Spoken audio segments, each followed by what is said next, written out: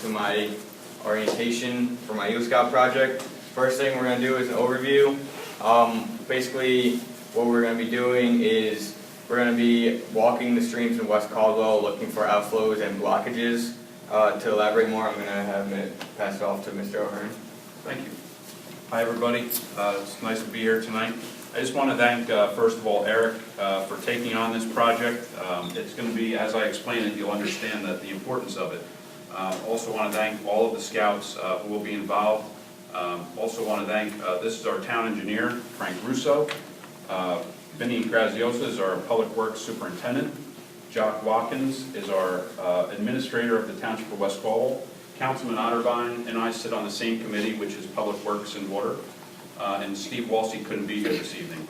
The other person is Jim Lott, who's our township attorney, and all of these folks have basically donated their time towards this project. So it's not something that's billed to the taxpayers. It's something that we've all chipped in here because of the importance of it. So several months ago, Eric came and said that he needed to have a project to work on. And typically we get this from scouts who need to do some sort of merit project. And a lot of them want to build, they could build a sign, they could do this or do that. Well, when I joined council 3 years ago, one of the first things that I saw was very important was our streams in town. There were a lot of blockages, there were a lot of issues, and what's happening is that our policy, the township's policy, is that the streams, if you have one on your property, it's the responsibility of the homeowner. Well, a lot of folks are like my parents who live over on Ann Road, who are 78 years old or 80 years old, and they can't physically get into that brook anymore and take a look at it and maintain it and do those things that a homeowner really needs to do. So over time, what's happening around town is the storms are getting larger, we're getting bigger rains, a lot more inches of rain than we normally have gotten in the past. And it's the blockages are just keep moving around. So there's issues. We had something on Crossbrook Lane in Sylvan a few years ago where a whole wall fell into the brook and the whole neighborhood got flooded because of that. And this is something that could have been avoided by somebody just sticking their head down in there, looking at it, and finding it and doing something about it. So with that said, when Eric wanted to do a project, we said, you know what, this is a great project. If we could have the scouts get into those streams, look for narrowing of the streams themselves, look for blockages, look for anything like that. And then we the project evolved when Frank got involved, and we're going to look at the outflows, right, Frank, and things like that. So basically the whole goal of this, like I said, is to look for those blockages, look for those clogs, etc. We have a GPS device which we're going to be able to track and note exactly the areas that are clogged, and then they'll have a report at the end of this where we're going to be able to go and do something about these areas. We're probably going to try to address it with the residents, and then we might have to pitch in a little bit from a township perspective. But all in all, this is a critical project. It's a very important project. For homeowners, for all the residents of West Caldwell, for our township, because it's gonna be a great benefit for drainage, as well as like I said, the future storms that we have, we're gonna have free flowing water, which is very important for us. So with that said, again, just want to thank Eric for taking this on. He is probably one of the most persistent young men I have ever met, because if he didn't hear from me in a week, he had an email in my inbox, saying, "Hey, Mr. O'Hearn, what's going on here? He doesn't get back to me." So he's done a great job. He's been on top of things. I have all my faith in him to lead this project and do a great job for the Scouts and for West Caldwell. So thank you very much, everybody. All right. Next, we're gonna go over the sheets or the forms that we have to fill out for my report that I'm going to write up. I believe Mr. Russo wants to go over them, so I have a couple if you want to just look at them. If everybody would come sit down. I got a quick question. What's an outflow? Oh, sorry. An outflow is a pipe that brings water and drainage water to the stream. So we don't just have standing water; you have it going through the stream, so it drains safely through the town and stuff. You'll see. Yeah. I'm sure he can explain it better, but. I just heard you guys mention outflow, and I didn't know what it was. Everyone, please, grab some bench. You guys can sit down. You guys can sit down. Have a seat, guys. Guys, climb. Seats. Because a lot of people don't understand that. Guys, let's over here, come on, sit over here, grab a seat. And don't bite.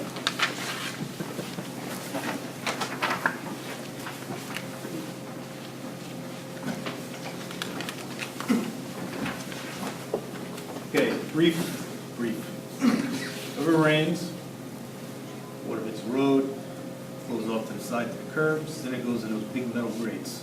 Those are catch basins. Goes down those catch basins, and it hits a pipe somewhere. The pipe flows downhill.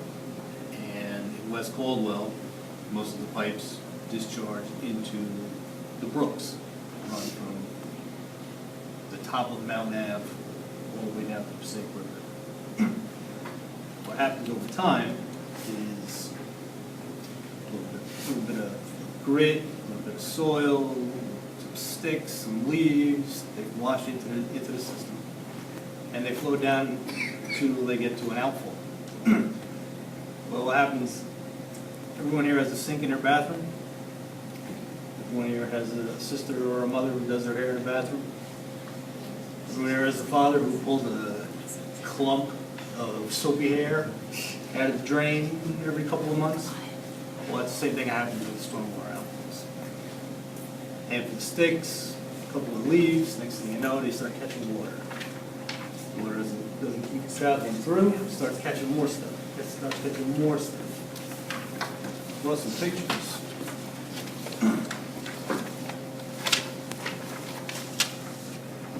Here's an outfall in town.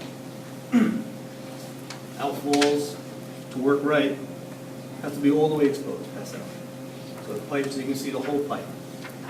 When they get to this stage, where you can't see a whole lot of pipe, that's when we start to have problems. That's when the roads start to back up. Here's another picture where you can see just the top of the pipe, top of the original pipe, just sticking out of there. Just see it. It's so clogged up that they decided to put another pipe on top of it, rather than clear out the end of the pipe, because it might have been easier. That one's good and clean, so. And here's one of the after pictures. So, recognizing that, the state of New Jersey said, you know what, municipalities, you need to start maintaining your stormwater system, which includes your stormwater outflows. So in 2009, the township had all the outfalls located, which was part of, the township had most of the outfalls located on the mapping. Maybe some of them they couldn't find. As an example, this is the detention basin that we just cleaned out. See this big giant tree? That giant tree started as a little itty bitty sapling next to the pipe. Started, no one did anything for about 20 years. Now you've got a giant tree with a root mass that grew into that pipe. And you can see the line on that head wall. That's how deep the sediment got. It was so bad that when it rained, and no one knew, stormwater didn't get out of the pipe. It came up out of a manhole right next to it. So, again, maintenance. You can clean it, let the bathroom drain, water won't run, it'll clog, things get up. All right, that's This is the stormwater outfall inspection sheet that you guys are going to be filling out. I brought a couple of copies of, take one, pass them around, of outfalls in another town. This is what I think Eric's final project is gonna look like. Yeah. Or something close. Yeah. Take one, pass them around. They're all different, but it'll give you an idea of the types of outfalls that you might find.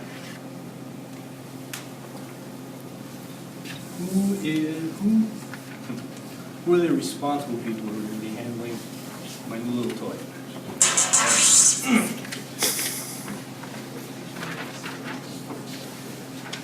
You made them a nice, simple way. This is the information that you're gonna basically what you guys are gonna do, you're gonna go find the outfall. Think, like your car GPS, is that accurate enough? No, that's only good to within like 30 feet. This one's good to within 3 meters. And I have the ability to refine it down to within 3 feet. What are you guys gonna do? You're gonna find the outfall, you're gonna walk down the street. You're gonna see a pipe sticking out, maybe. Maybe you'll see an outfall, a head wall, like this. Maybe you'll see a flared in section. We'll go through what all these look like afterwards. You're gonna stand on it. You're gonna hold this. Right on the top, there's the lat and longitude. Those are the GPS coordinates. You're gonna write those in. Then you're gonna press the red flag, mark the waypoint.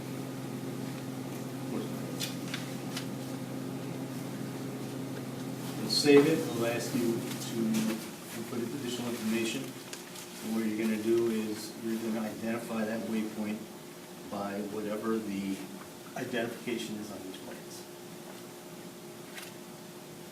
Then you take a picture, go to the second screen, there's a camera.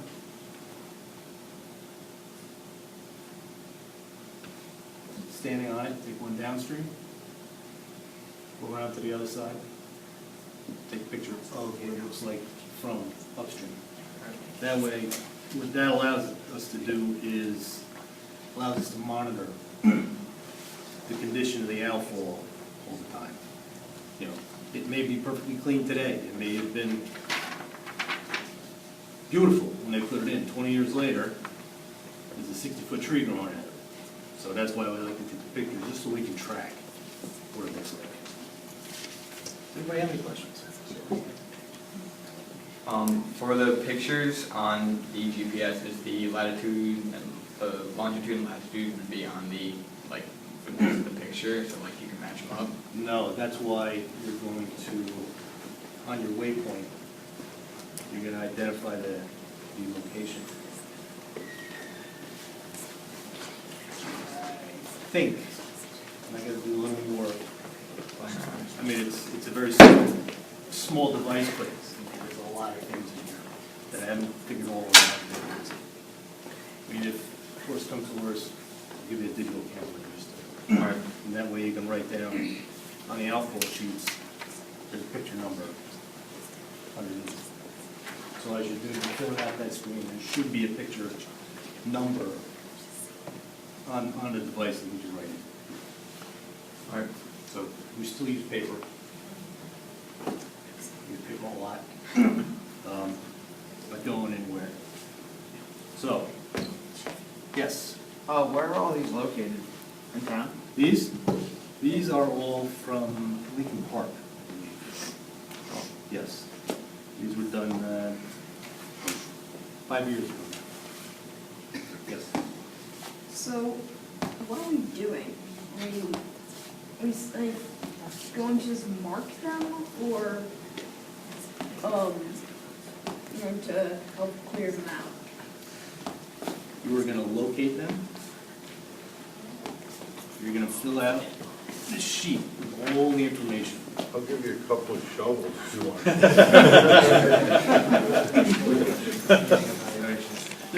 There's a couple of hundred in town. You know, a lot of them are clean. A lot of them are just wide open flow. Some of them are not. Some of them might need to get big giant machines in here to dig them out. I don't expect, Boy Scouts. So what you're gonna be going out, you're gonna give me all the information. You're gonna be doing my research. You're And marking, trunk you're around. marking, you're gonna locate and mark. in trunk around the woods.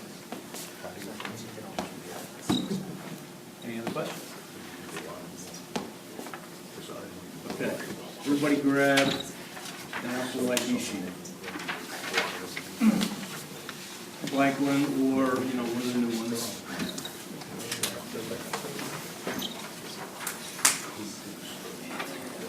Should be.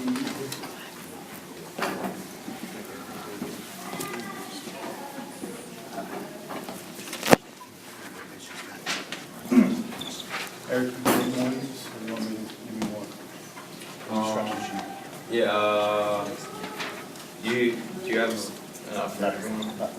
Alright, I'll leave. I'll- yeah, alright, that works.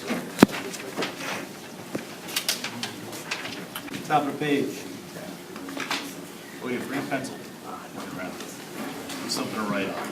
Clipboard will be good, because, writing on your hand or your back, or your box, or, you're not gonna get it. The full ID number, we'll be able to get those from use plans. So you're gonna need to coordinate. Yeah, It might be better if you fill those out at the beginning. alright, That way you can just pull out the sheet as you're walking down. Okay, here's this one. alright. The dates of the inspections. You don't look up. It's cloudy, is it rainy, cold, is it hot? Just fill all that out. And then in the location, make this as simple as you can, so that someone in 4 or 5 or 10 years will be able to say, where the heck is this? Oh, it's behind number 48 Crossbrook Lane, in the back on the right side. Oh, okay, it makes it much easier for people to follow up.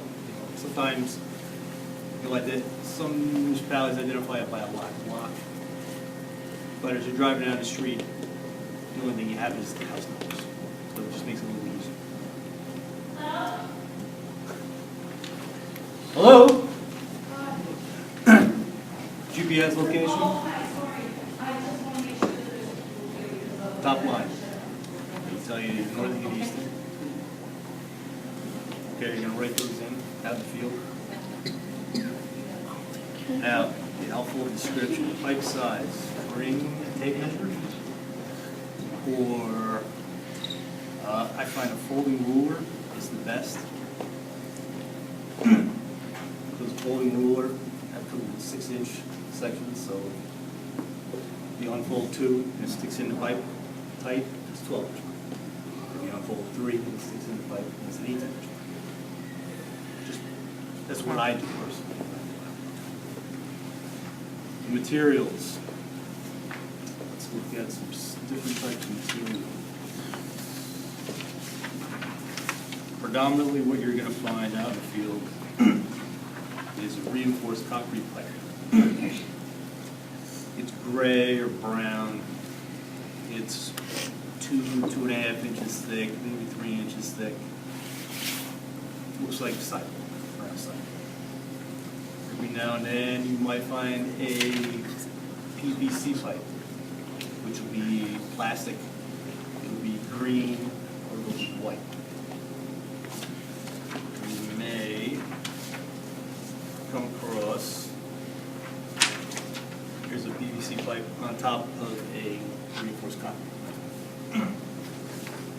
You may find a corrugated metal pipe. Corrugated metal, silver, skinny. It's going to look like rusty. It'll look like the bottom of a light bulb screw base on the outside. I think those are the types that you're going to find in town. I don't think you're going to find any HDPE pipe, which is black plastic. Looks kind of like a corrugated metal pipe, only it's black and it's plastic. All right. Just write that in.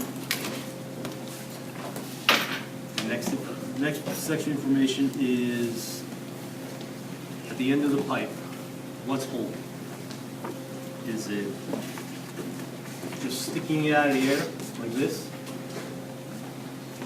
That would be an exposed pipe. Does it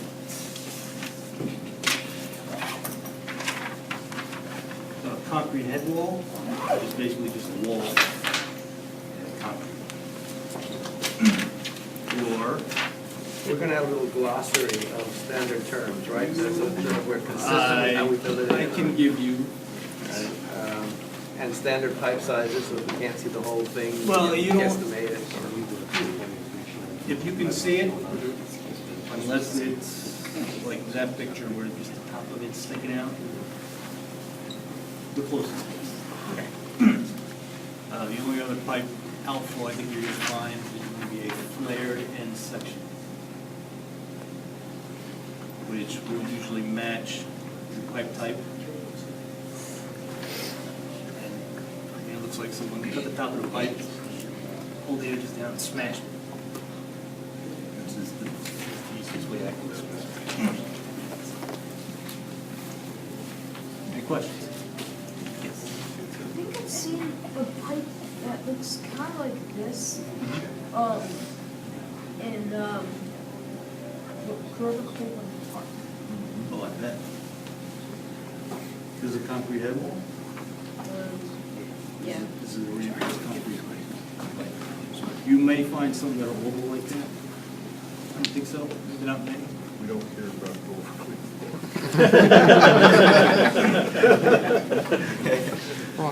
Yes, Didn't see I one have there. a corrugated metal pipe in front of my house. you do. In front of your house? Yeah, does it have a book in front of my house? Oh. So then you'll do it. Go to this gentleman if you want to know where a corrugated metal pipe is. Bring them with you. Okay, moving along. Discharges onto. What that means is, at the end of the pipe, what happens? Is there a pile of rocks? We call that riprap. You guys call it pile of rocks. Is there a stream? I think a lot of these locations is just gonna discharge right into the stream. We have some detention basins in town, which was the picture floating around with a tree growing out of it. That's a detention basin. A swale. Your mom knows what a swale is. Basically, it's a depression that runs from your outflow down to somewhere. Some of them lead to brooks, some of them lead to another inlet. Scour holes, I don't think you're gonna find any, but a scour hole is basically it's a hole filled with rocks.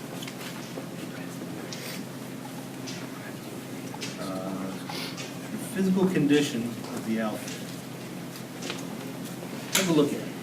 What's happening? Is there, it's a metal pipe, is it crushed? Right. And the pipe crushed. Is there a concrete head wall? Is it straight up and down? Is it leaning over? Is there a big giant hole in it? Is it cracked?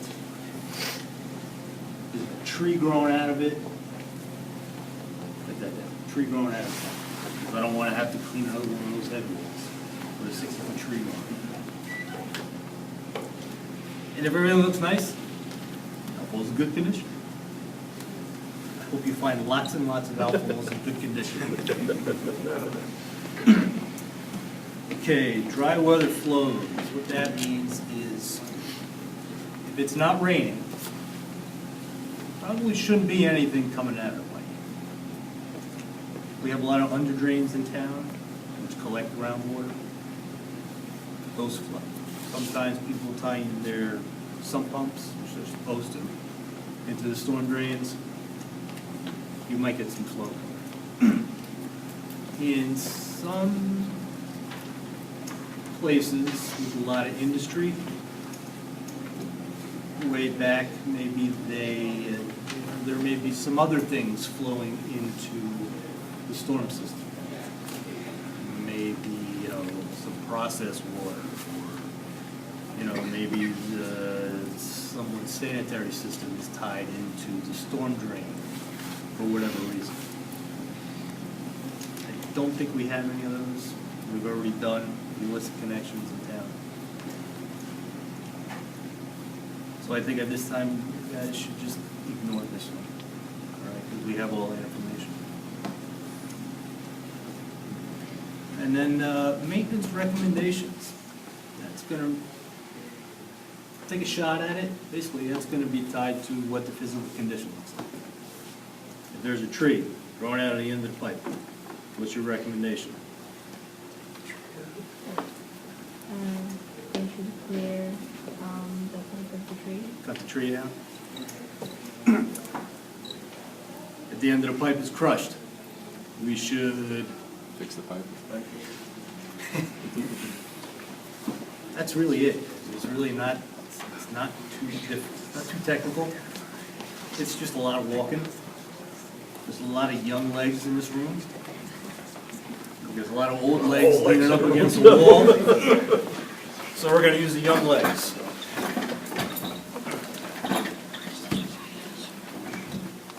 Does anybody have any questions?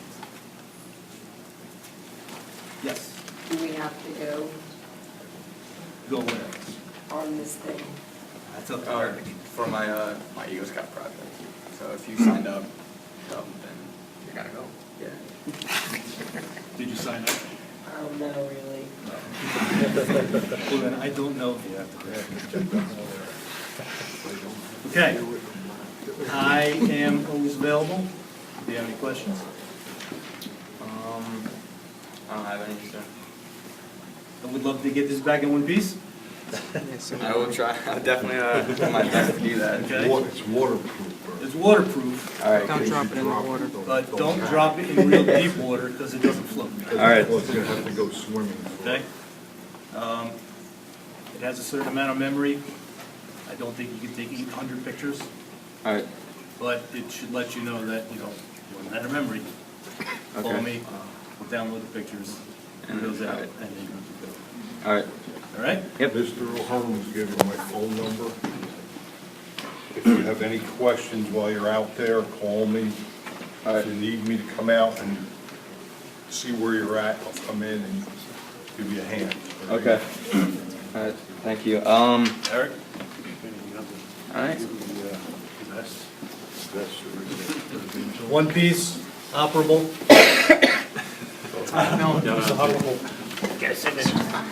All right. Next on my agenda, it's gonna be the responsibility of each scout walking the trails.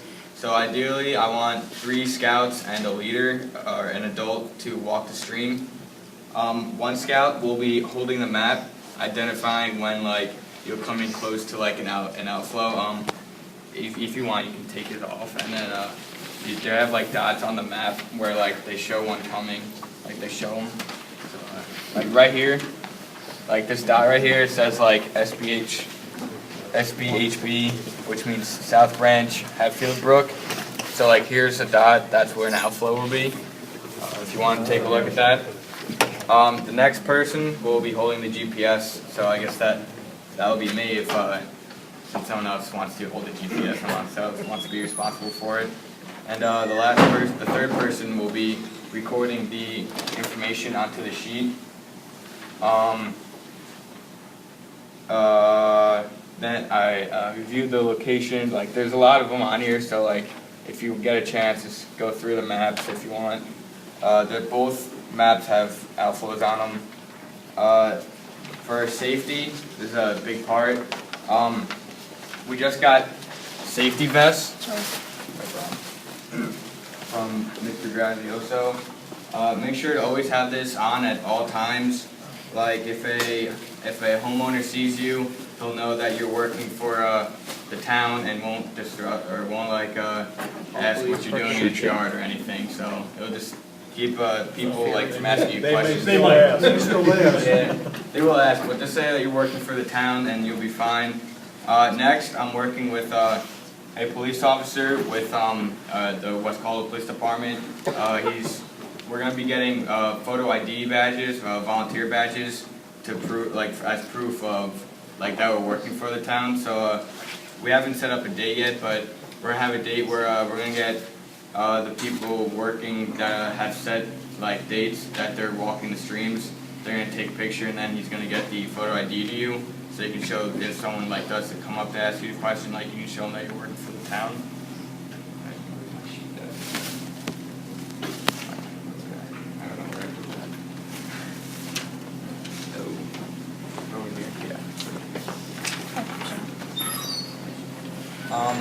Always, like, you're gonna be walking a lot and probably getting dirty, like muddy and stuff, so always have boots on. If you don't have boots, just wear shoes that are comfortable and like that you can get dirty. Just know that we're not actually allowed to take anything out of the streams for your safety, and also because the streams are actually on private property. So unless like you ring the person's doorbell and ask to take it out, then you can actually go in the streams and take the blockages out. In case of any like trouble or emergency, like please always have your phone on you so you can call 911 or anything. And if there are any incidents, please call me. So like after everything's like sorted out, so I know what went wrong and stuff. We don't have set dates for each stream, but when I do, I'll send an email out to everyone with a sign-up sheet so we can get organized and we can get working on it. Are there any questions? No? Alright. Thank you guys for coming. That's the conclusion of my orientation, so we can get started on it.